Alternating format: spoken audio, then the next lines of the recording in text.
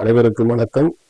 இல்லாமல்ல அன்பு ஸ்ரீ விஷாலாட்சி அம்பாள் சமேத விஸ்வநாதருடைய பரிபூரண அருளாலும் அனைவருடைய குலதெய்வத்தின் அருளாலும் அகரம் ஜோதிடம் சிவராசி செந்தில் வெட்டரின் இந்த புதிய ஆங்கில புத்தாண்டு 2025 ஆண்டு பலன்களை இப்பொழுது உங்களுக்கெல்லாம் சொல்ல இருக்கின்றோம். பொதுவாக அனைவருக்கும் முதலாவதாக ஆங்கில புத்தாண்டு நல்வாழ்த்துக்களை தெரிவித்துக் கொள்கிறேன்.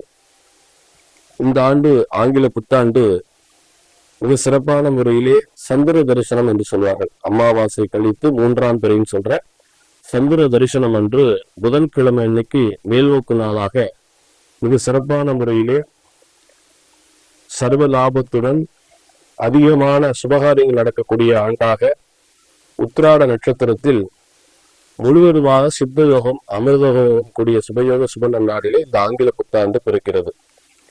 3ஆம் பிறை பார்த்தாலே வளர்ச்சின்னு நம்ம ஒவ்வொரு மாதமும் பார்ப்போம். அது மாதிரி இந்த ஆங்கில புத்தாண்டு இந்த வருடம் மிக சிறப்பான முறையை நமக்கு அமைகிறது. பொதுவாக பார்த்தீங்கன்னா எல்லாத்துக்கும் நல்ல பலன்களை கொடுக்கக்கூடிய மாதமாகவும் அதிகமான மழைப்பொழிவு இயற்கை சீற்றங்கள் கடுமையாகவும் உள்ள காலமாக அமைய இருக்கின்றது. எதிர்வரும் காலங்களில் நாம் நிறைய இயற்கை பேரிடங்களை நாம் சந்திக்க இருக்கின்றோம். அதற்குரிய சக்திகளையும் நமக்கு இறைவன் அருள்வார். பொதுவாக பார்த்தீங்கன்னா முதலாவதாக இந்த ஆங்கில புத்தாண்டு தொடங்கியோட மிக முக்கியமான நிகழ்ச்சியாக நமக்கு அமையக்கூடியது ஜனவரி மாதம் 13ஆம் தேதி போகி பண்டிகை அன்று ஆருத்ரா தரிசனம், திருவாதிரை திருநாள், மார்கழியில வரக்கூடிய சிவபெருமானிலே நடராஜனுக்குரிய அந்த மிக சிறப்பான ஒரு ஆருத்ரா தரிசனம் இந்த வருடம் மார்கழியின் இறுதி நாளாக போகி பண்டிகை அன்று ஆருத்ரா தரிசனமானது நடைபெற இருக்கின்றது. அடுத்த ஒன்று தை பொங்கல் ஜனவரி 14ஆம் தேதியும் மிக சிறப்பான முறையில் அடுத்த தமிழ் புத்தாண்டு விசுவாச வருடம் சொல்லி ஏப்ரல் மாதம் 14ஆம் தேதி புதிய தமிழ் புத்தாண்டு பிறக்கிறது. 22/9/2025 அன்று நவராத்திரி புரட்டாசி மாதத்திலே தொடங்குகிறது. அதற்கு அடுத்தார் போன்று நமது மிக சிறப்பான வருடத்துக்கு ஒருவரை கொண்டாடக்கூடிய தீபாவளி பண்டிகை இந்த வருடம் அக்டோபர் மாதம் 20ஆம் தேதி திங்கட்கிழமை என்று தீபாவளி பண்டிகை வருகின்றது.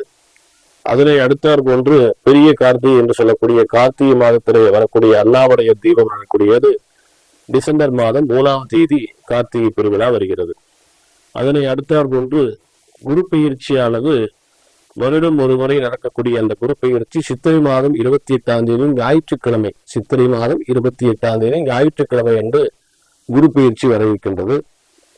அதனை அடுத்தார் போன்று ராகு கேது பயிற்சி சித்திரை மாதம் 13ஆம் தேதி சனிக்கிழமை என்று ராகு பகவான் கும்பராசிக்கும் கேது பகவான் சிம்மராசிக்கும் பயிற்சி அடைகிறார்.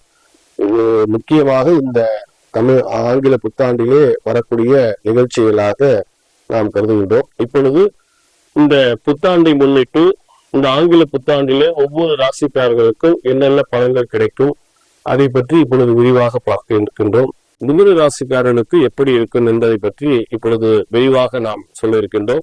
2025ஆம் ஆண்டு தொடக்கத்தில் ரிஷப ராசியில் குரு வக்கர நிலையிலும், கடக ராசியில் செவ்வாய் வக்கர நிலையிலும், கன்னி ராசியிலே கேது, தனுசு ராசியில் சூரியன், சந்திரன், புதன் ஆகிய கிரகங்களும், கும்பராசியில் சனி மற்றும் மீனத்தில் ராகுவும் சஞ்சரிக்கின்றனர். இந்த கிரக நிலைகள் மற்றும் இந்த ஆண்டில் நடக்க உள்ள முக்கிய கிரக பயிற்சி காரணமாக எப்படிப்பட்ட பலன்கள் எல்லாம் மிதுன ராசிக்காரர்கள் சந்திக்க இருக்கிறார்கள் என்பதை இப்பொழுது பார்க்க இருக்கின்றோம்.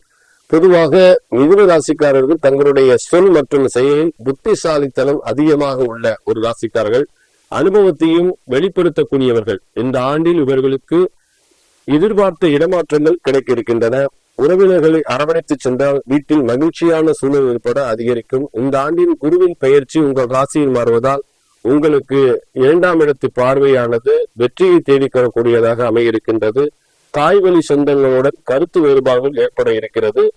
இவர்களின் திறமையை நிரூபிக்க வாய்ப்பு கிடைக்கும். பயணங்கள் சிறப்பானதாகவும் அனுகூல பலனை தரக்கூடியதாக இருக்கும். அடிக்கடி குலதெய்வ வழிபாடு செய்து வர செல்வமும் நல்ல அருளும் பெற்றிடலாம். தந்தை வழியிலே முன்னேற்றம் ஏற்பட வாய்ப்பு இருக்கிறது. இந்த பெண்கள் மற்றும் மாணவர்களுக்கு இந்த ஆண்டில் உங்களுடைய சொல் செயலில் கவனம் அதிகமாக தேவை. மிதுன ராசிக்காரர்களுக்கு தங்களுடைய வாக்கு, அதாவது மிதுன ராசிக்காரர்கள் தேவையில்லாமல் பிறருக்கு வாக்குறுதிகளை கொடுப்பதை தவிர்க்கவும், சொந்த தொழில் வியாபாரம் தொடங்க நினைப்பவர்கள் உங்களுக்கு நல்ல முன்னேற்றமான ஒரு சூழ்நிலை இருக்கிறது. திருமண முயற்சியில் உள்ளவர்களுக்கு நல்ல வரன் அமையக்கூடிய வாய்ப்பு மிதுன ராசிக்காரர்களுக்கு அமைய இருக்கிறது. என குடும்பஸ்தானத்தை குரு பார்ப்பதால் திருமணமாகாத மிதுன ராசிக்காரர்கள் இந்த ஆண்டு கண்டிப்பான முறையில் திருமணம் நடைபெறக்கூடிய வாய்ப்பு அதிகமாக இருக்கிறது. தந்தை வழியில் உங்களுக்கு ஒத்துழைப்பு அதிகமாக கிடைக்க இருக்கின்றது. உங்கள் செயலில் வெற்றி உண்டாகும். மாணவருக்கு இந்த ஆண்டு கல்வியில் இருந்த தடைகள் குழப்பங்கள் நீங்கி இருக்கின்றன. எதிர்பார்த்த வெற்றி கிடைக்கும்.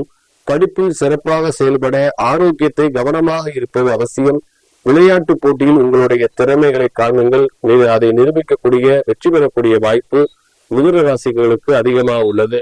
உத்தியோகம் பார்ப்பவர்களுக்கு இந்த ஆண்டில் பல விதத்தில் வெற்றிகள் அமைய பெற இருக்கின்றன.